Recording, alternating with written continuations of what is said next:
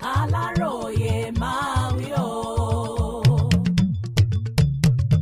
Ìjọba ti Ileetaja Igbalode kan pa lẹ́kọ̀ọ́, ọjà tó ti bàjẹ́ ni wọ́n ń tà níbẹ̀.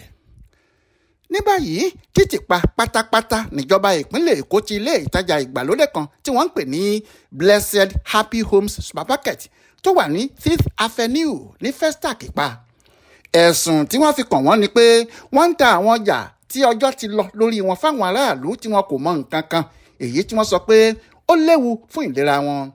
Aláròyé gbọ́ pé ẹ̀ka iléeṣẹ́ ìjọba ìpínlẹ̀ Èkó tó ń rí sọ̀rọ̀ àyíká Lagos State Environmental and Water Resources ni wọ́n lọ ti ilé ìtajà náà pa.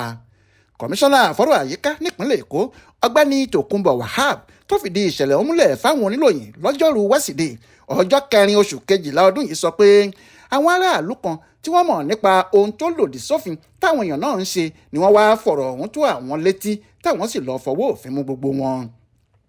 Nígbà tó ń ṣàlàyé bọ́rọ̀ náà ṣe jẹ́ nínú àtẹ̀jáde kan tí iléeṣẹ́ náà fi síta ló ti sọ pé kò sí àní-àní kankan níbẹ̀, a máa ṣèwádìí nípa ìṣẹ̀lẹ̀ ọ̀hún tá a sì máa fojú àwọn afurasí ọ̀daràn náà balẹ̀ ẹjọ́ láìpẹ́ yìí kí wọ́n lè jìyà ẹ̀ṣẹ̀ tí wọ́n ṣẹ̀.